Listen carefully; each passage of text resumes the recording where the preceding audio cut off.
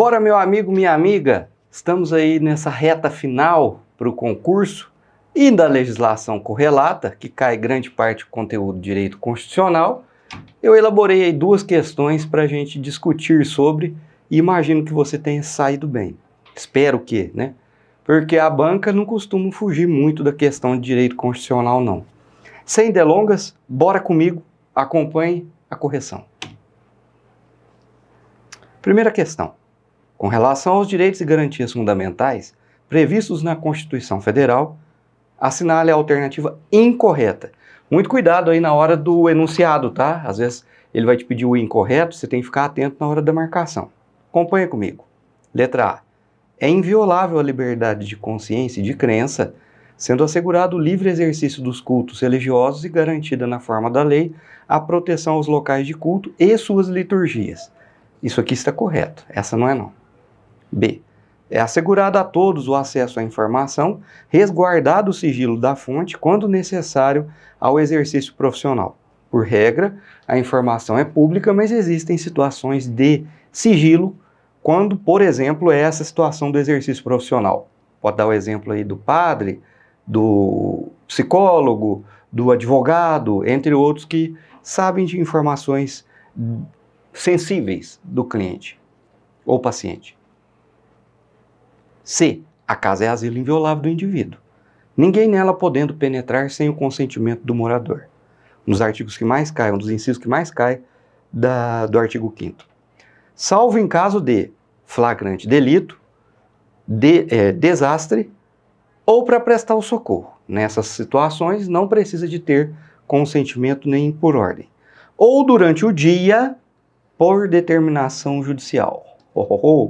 Corretão. Questão bonita. E letra D. A prática do racismo constitui crime inafiançável, realmente, insuscetível de graça ou anistia? Ele é inafiançável e imprescritível. Não é insuscetível de graça ou anistia. A alternativa incorreta é essa daqui por esse motivo. Sujeito à pena de reclusão, está certo, nas formas, nos termos da lei. Então a alternativa que está incorreta, prática do racismo, constitui crime inafiançável e imprescritível. A questão trazia para você que é insuscetível de graça ou anistia. Cuidado para não fazer essa confusão lá na Constituição, volte lá agora. A tortura, o terrorismo, tráfico, são os 3 T's hediondos, e esses são os inafiançáveis e insuscetíveis de graça ou anistia. Cuidado com isso, meu amigo e minha amiga, tá?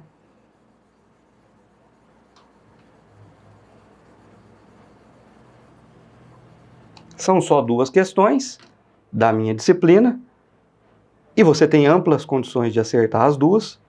Acompanhe a segunda. Acerca dos direitos sociais, que também são direitos previstos na Constituição Federal, só que no artigo 6º e 7º, também cai bastante prova de concurso, assinale a alternativa correta. Agora nós vamos marcar a correta. Letra A. Os direitos sociais estão previstos de forma taxativa no artigo 6º e 7º da Constituição. Queridos, o rol, isso aqui é R, tá?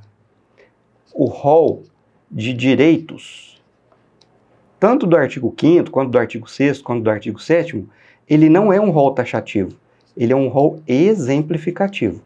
Mas como é que você fala isso?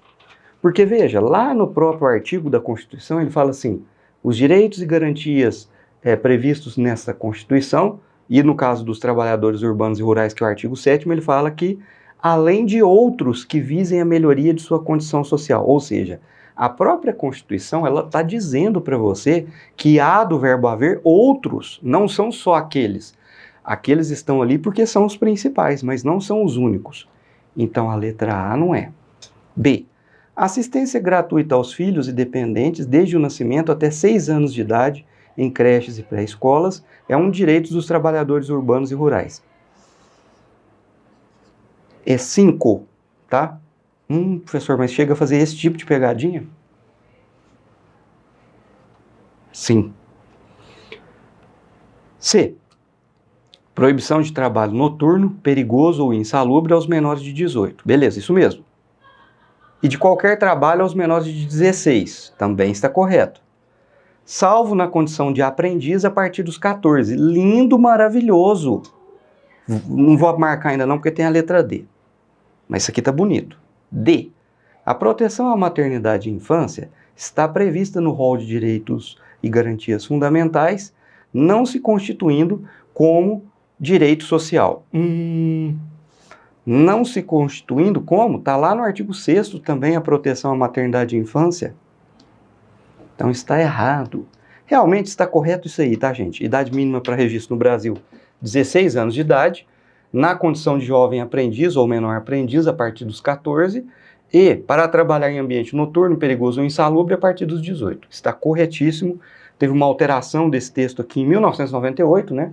E foi objeto de uma emenda constitucional. Isso aqui está correto, realmente é a letra C de cebola ou C de casa. Espero fortemente que vocês saiam-se muito bem nas provas e um forte abraço do professor Matheus. A gente se vê por aí. Vamos para o nosso segundo bloco.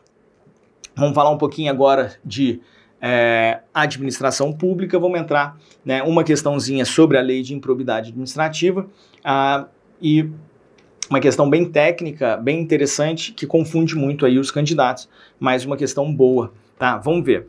Com base na lei de improbidade, a 8.429, alterada aí pela lei 14.230, né, que trouxe significativas alterações, né, em 2021, analise os itens a seguir. Então ele quer saber o quê? As modalidades aqui de improbidade. Vamos ver. Auferir, mediante a prática de ato doloso, qualquer tipo de vantagem patrimonial indevida em razão do exercício do cargo, mandato, função de emprego, atividade exercida na administração direta e indireta, no âmbito dos estados, municípios e do DF. O que quer dizer isso aqui? Ele quer, no final eu tenho um comando aqui, ó. Quais são as condutas que importam em enriquecimento ilícito, tá? E esse item primeiro, ele está correto, ele é o caput, né, do artigo 9º da nossa lei. Então ele vai falar sobre enriquecimento ilícito.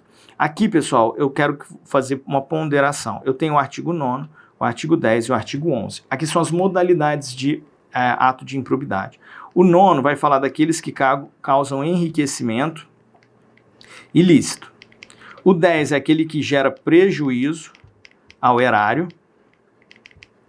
E o 11 é aquele que viola os princípios da administração. Beleza. Por que isso é importante? Se a gente lembra isso aqui, essas três modalidades, a gente consegue muitas vezes, sem decorar, né, sanar a questão só de entender as modalidades. Por quê? Por exemplo, toda vez que eu falar de enriquecimento ilícito, atos que causam enriquecimento ilícito, a análise que eu tenho que fazer, eu vou trazer aqui para cima, tá? É a seguinte: houve aumento do patrimônio do servidor? Houve. Então é ato que importa enriquecimento ilícito. É sempre assim. Não houve aumento do patrimônio do servidor, mas houve diminuição do patrimônio do Estado. Estado com E maiúsculo, né? Sim. Então eu estou no prejuízo ao erário. E quando não tem nenhum dos dois, né? Aí isso aqui é residual, eu estou na violação dos princípios. Vamos trazer isso para análise da nossa questão? Auferir, mediante a prática de ato doloso, qualquer tipo de vantagem patrimonial indevida em razão do cargo. Isso aqui aumenta o patrimônio do servidor? Sim, eu estou falando do servidor, então isso aqui é ato de improbidade que causa enriquecimento ilícito. Utilizar em obra ou serviço particular bem imóvel, de propriedade ou disposição de qualquer dos entes públicos, bem como o trabalho de servidores, de empregados terceiros contratados. Isso aumenta o patrimônio do servidor? Por exemplo, eu utilizar um trator da prefeitura para limpar as estradas da minha propriedade rural. Isso aumenta o patrimônio do servidor? Sim, aumenta o patrimônio. Então, aqui também é ato de improbidade que importa enriquecimento ilícito. Terceiro, receber vantagem econômica de qualquer natureza, direta ou indireta, fazer declaração falsa, qualquer dado técnico que envolva obras, qualquer serviço, né? Sobre quantidade, peso, medida, qualidade, características das mercadorias fornecidas. O que eu estou falando aqui? Receber vantagem econômica. Aumenta o patrimônio do servidor? Aumenta, então também é enriquecimento ilícito. Frustrar a licitude do processo licitatório ou do processo seletivo de celebração para celebração de parcerias com entidades sem fins lucrativos ou dispensá-lo indevidamente, acarretando perda patrimonial efetiva. Opa, acarretando perda patrimonial efetiva. Primeira pergunta, gerou aumento do patrimônio do servidor? Não gerou, então não é enriquecimento ilícito. Gerou o quê?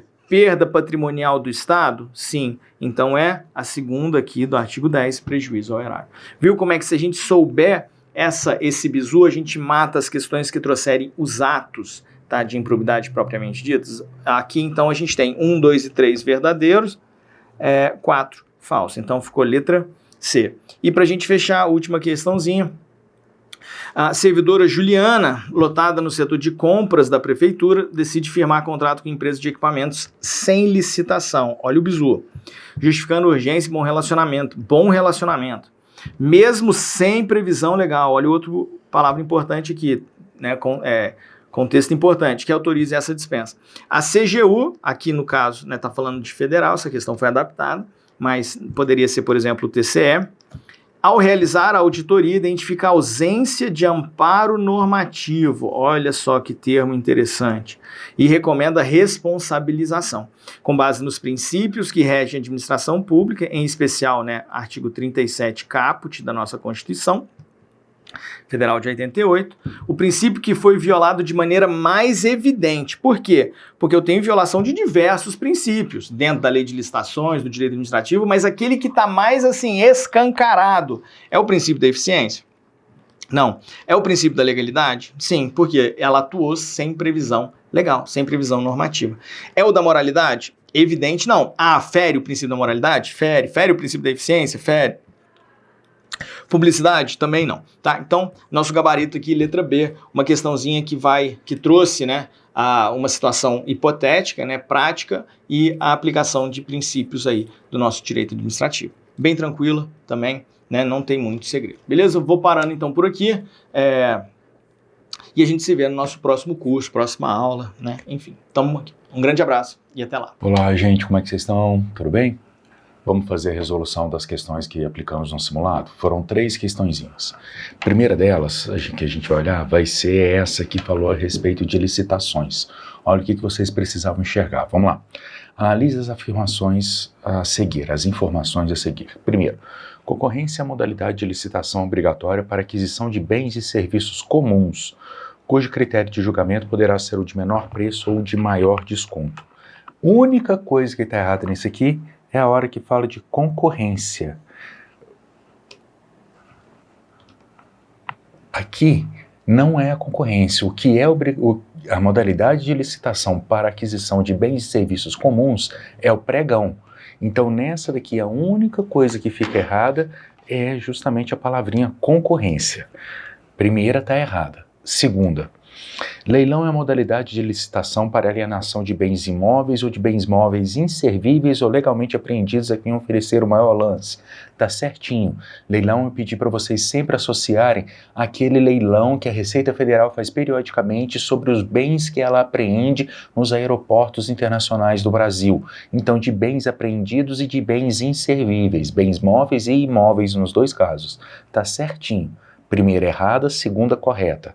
Terceira, órgão ou entidade gerenciadora é o órgão ou entidade da administração pública responsável pela condução do conjunto de procedimentos para registro de preços e pelo gerenciamento da ata de registro de preços dele decorrente. Certinho também. Então a gente fica com a primeira errada, segunda e terceira verdadeiras. Marque a alternativa correta. A alternativa correta fica sendo a letra D. Apenas 2 afirmativas estão corretas. Beleza? Então a questão de licitação ficou com o gabarito letra D de dado.